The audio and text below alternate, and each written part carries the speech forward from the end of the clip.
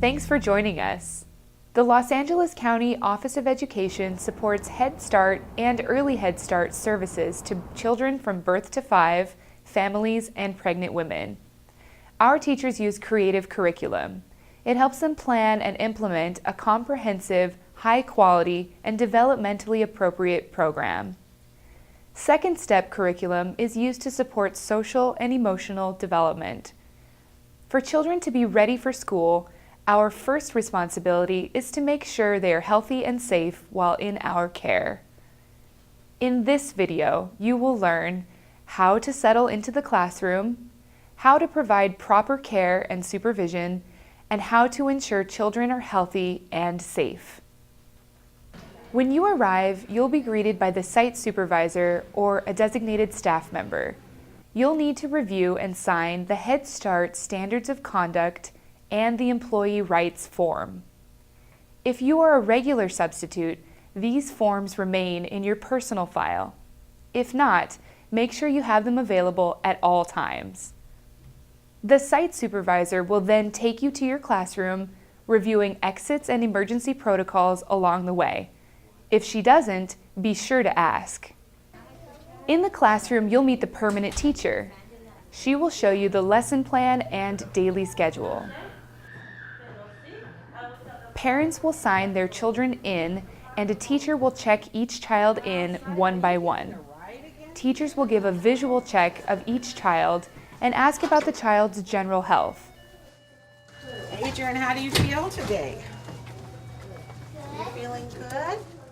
In Early Head Start, the check-in may involve a few extra questions, as well as the parent checking and/or changing the child's diaper before leaving. So anything to share, Mom? Any bumps, bruises, falls, scratches, rashes, anything like that? Find out which students need medication and where medications are stored.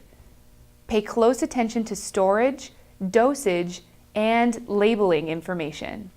Improper storage and mixing up similar names pose extremely dangerous health risks. During mealtime, be aware that some children may have allergies, so ask the permanent teacher about any children with specific food allergies. Teacher, so are there any food allergies that we should know about it? Yes, just one for eggs and... At the end of the session, the teacher takes the lead in releasing children to parents and guardians. If you assist, check the parent or guardian's photo ID against the emergency card, which lists adults approved to pick up the child.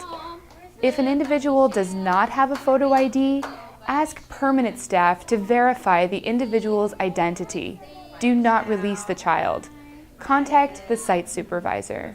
State and federal regulations require that we maintain visual supervision of all children at all times. No child is to be left alone or unsupervised. This is not always easy, but there are ways to help you manage.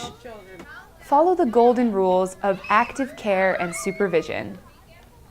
Rule 1. Maintain visual supervision of all children at all times. Always position yourself in a manner to actively supervise all children. Even in indoor and outdoor blind spot areas, avoid turning your back to children. This includes making sure adults are not standing together in one area. Rule 2. Develop and maintain routines that keep children safe. Count children as part of daily activities. Do it frequently to know where everyone is and what they're doing. Rule 3. Care and supervision is a requirement. We are responsible for 100% of children in our care 100% of the time. Rule 4. Pay attention to all areas. Complete safety checks inside and out. Make sure pathways are clear where children play, sleep, and eat in case you need to quickly react.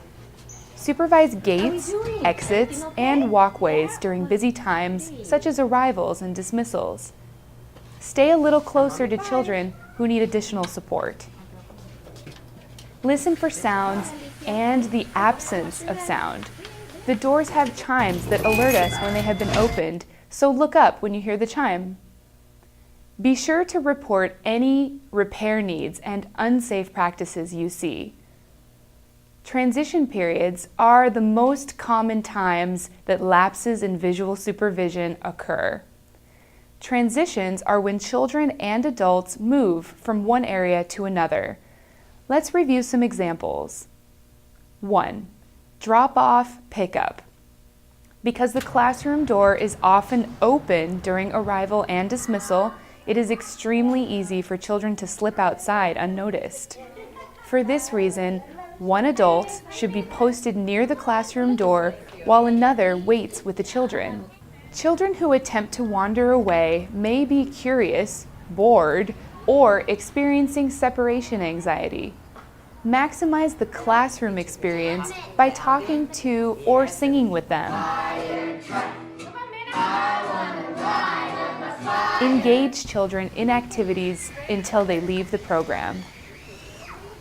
Parents have an important role ensuring safe transitions. During arrival, saying goodbye notifies staff that the child has officially left the parent's care.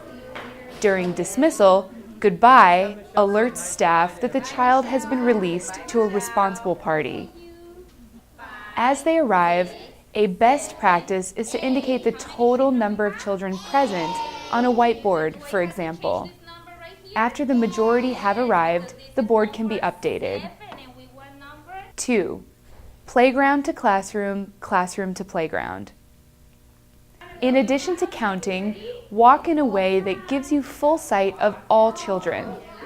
Have one adult in the front of the line and one in the back. Similar to the classroom, have a place where you indicate the total number of children who are actively using the playground. 3. Restrooms.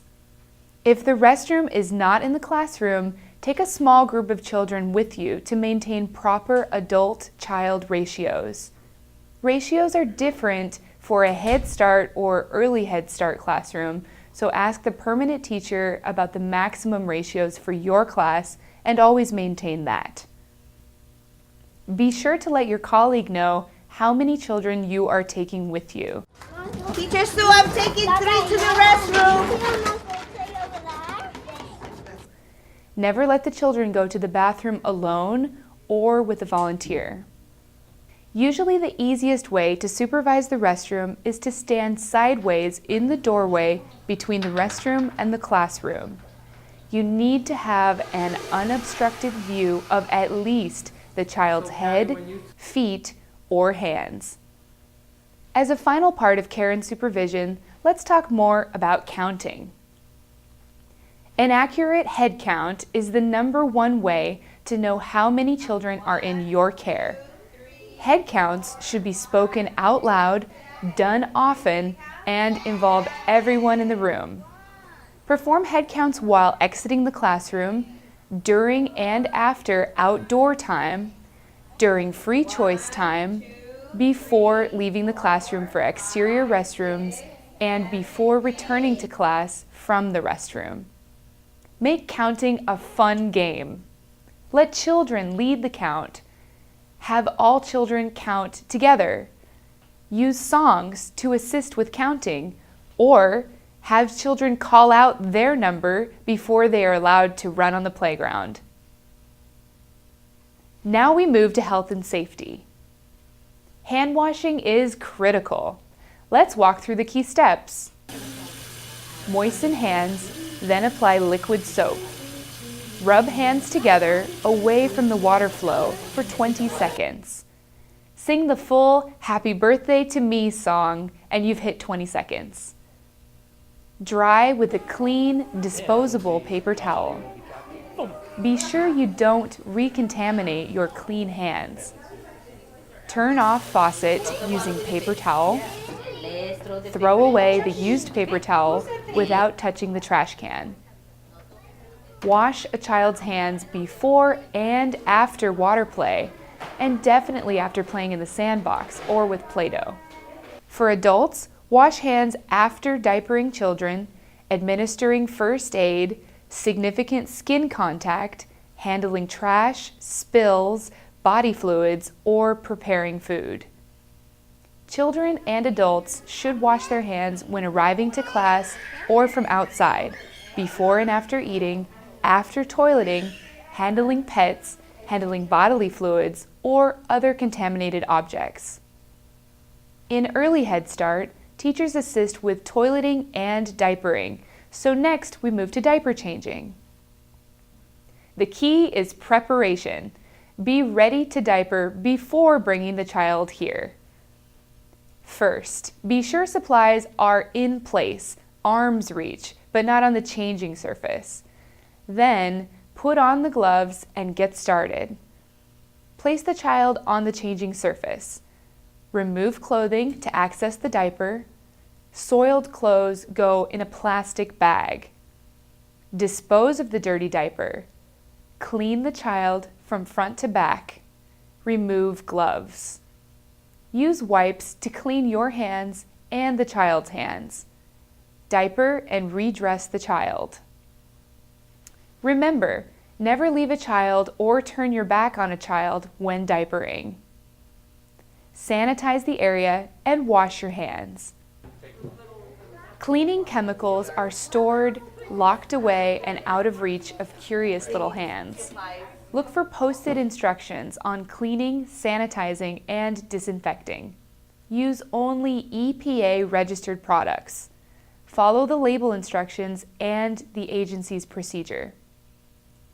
There is a difference between sanitizing and disinfecting. Sanitizing frees a surface of dirt. It's used for food contact surfaces and any object that can be put in the mouth.